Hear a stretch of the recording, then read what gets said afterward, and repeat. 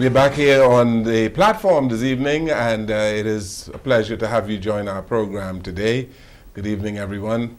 And today on our program, we are going to be talking with a young man here this evening who is head of the Deaf Alliance. And I'm so pleased that Mrs. Ruby Ann Darling has decided to bring him along today, and Mrs. Darling is the coordinator of the Peace Ambassadors that are attached to Urban Renewal. And so Denaldo Henfield, the head of the Deaf Alliance, and Ruby Ann Cooper Darling, our guests on the program today. Welcome to the program. Thank you, Mr. Jones. It's nice to have you here. Thank Denaldo, you. how are you doing? Well, thank you. Very good. Mrs. Darling, let's begin with you. Yes. The Peace Ambassadors of Urban Renewal, you've been reaching out to all segments of the society, even the disabled, eh? Yes, yes. He came up to the office because he heard that we were walking through neighborhoods, and first of all, he was in Mr. Gregory Butler's office. And as I passed, Mr. Butler said, Mrs. Darling, would you see this young man? And I invited him down my office, and immediately I saw that he was quite an interesting person, because I thought with him, they said perhaps he was deaf, that he would be handicapped, and there would sort of some barrier as it was. But I was surprised to see his writing, his script. He was taking notes as we spoke, and he said that he was in. I thought he was very, very interesting, and that it's amazing how sometimes we have preconceived ideas and information in our heads. As far as Jesus said, the inasmuch, and sometimes we think the inasmuch may only be the homeless, or the indigent, or the financial oppressed, but the inasmuch can be the deaf and the dumb and the blind, because, as you know, this was what Jesus' ministry consisted about. The halt, the withered, the palsy, the blind, the crippled, the psychotic, the psychiatric, whatever. So I found him. I thought that you were the ideal person, based on, over the years, you have displayed that compassion and that openness and that open door policy as it concerns addressing the concerns of the lowly and the humble. And I thought it would be ideal for JCN to hear the story of a very interesting young man that's going up. You know, we are a television station. Our sister station is Love 97, and we are showing some love, you know. This is a period of where people at Valentine are talking about love. And so when she said that you represent the Deaf Alliance, I said, well, let's get the Deaf Alliance on and let's talk about love today. How is that? But tell us about yourself and your association, the Deaf Alliance Association. I am the national LC, the practice of the Deaf Alliance. I was the justice, my passions of the Deaf immunity in the armies. It's on notice. I am the one always waiting on for my immunity and social life is my support, and also I'm trying to reach the deaf. Issue. There is so many of Deaf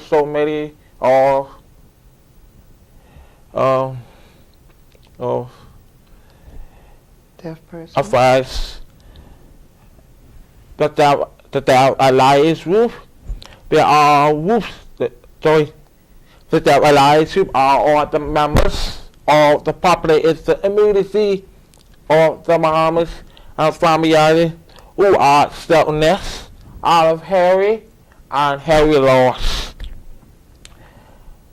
I opened up my organization from 2012, and then now We have our hustle at the moment, but we don't have it, and it is oppressed right now. So deaf people are oppressed, you say? Yes. How are they oppressed? Because the United States, they are their person who teach they self children. They treat the children growing up, and they know they hustle, and they are so proud of. They also their daughters, their lawyer, their teachers, and much more British if they hustle. But here at the moment, we are hustle, but we don't like the States. You understand exactly what he's saying, right? Yes. And so but you can elaborate on that.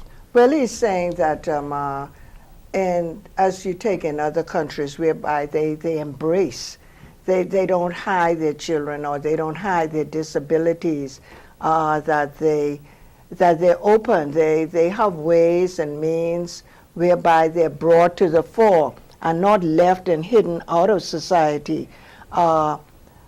I went to a church in South Carolina, Mr. Jones, and I was surprised to see on the eastern side a large number of persons in church, and they had somebody ministering them as a preacher would minister. I don't think many churches, I understand that there's one church that has a ministry for the deaf, and that is, I think, Grace Community Church. Mm-hmm. And so what he is saying, and Ronaldo, don't look at your notes, just speak, because we were speaking, forget about those notes, and speak from your heart as to what it's all about. But he says, while they may say that there are only about 100 deaf people, he said that there are thousands of people who are deaf in the country, but in some cases, parents are ashamed, parents are constrained because they don't know how to communicate.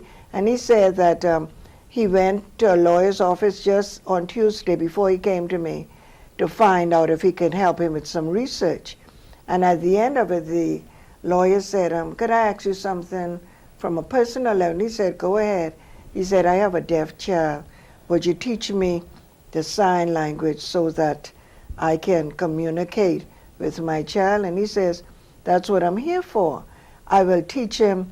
I will teach anybody who wants to learn. He said, I'll teach them free of charge. And so he's on a mission.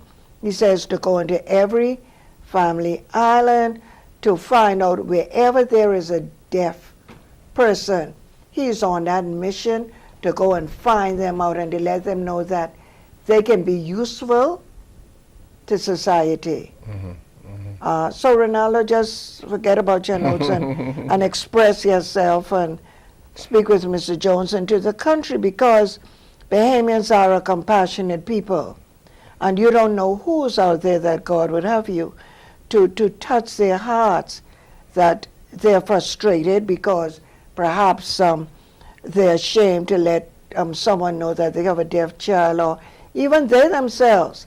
A lot of people, you're blaming them on one thing, but they're suffering hearing loss, but they don't want it to be known. So here's your opportunity to speak. And you have a lot of friends who are deaf? Yes. And so you've come together as a group? Yes. And you want to teach people how to do the sign language? Yes, sir. How difficult is that? Is it very difficult? Not really. It's easier. It's easy? Yes, sir. Well, it seems to be very difficult to me. Who taught you? Who taught you to sign? I. You taught yourself? Yes, sir. What? I. Okay. And you've been deaf from childhood, from you were a baby? Okay, I was born deaf when I was age 3 because I had high fever. Oh, you had a high fever, Yes, sir. and you became deaf at 3 years old. Yes, sir.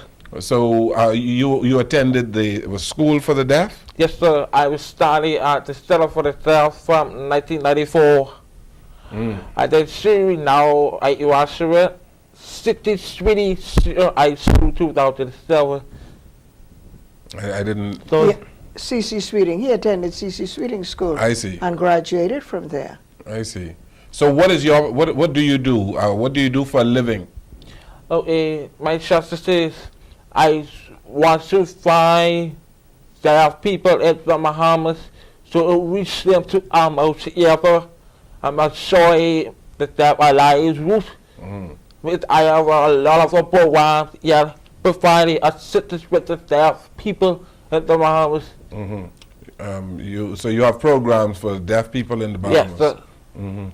And in your going around, Mrs. Cooper, darling, you've been able to work with people like Mr. Henfield here. Well, for years, you find people. I know there was a case of a lady from Andros that I tried when I was with housing that came to me constantly from the family islands and trying to get into the system. But the government does, as you know, for many years, there was a school for deaf down there on Pitt Road, and I remember Miss Darcy.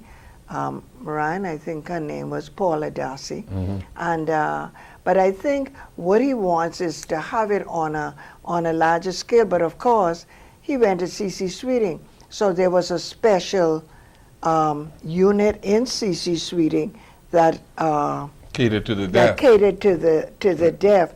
But he wants to become a drum major. He told me that he's going to Italy to get in with an international group to see that he can bring deaf persons here, like if they have their international conference. He said, why can't an international conference of deaf persons from all over the world, and they come in all sizes. You may be surprised to know who they are. They meet children of wealthy, like autism. They come from all stratas of the society. And so I think he has a message to share with the country. And handicap, there was a young lady that I met through her mother being with the government's rental units. And she came to me and she wanted a rental unit. So I said, well, the same time you ask God for a rental unit, why not ask him for a home?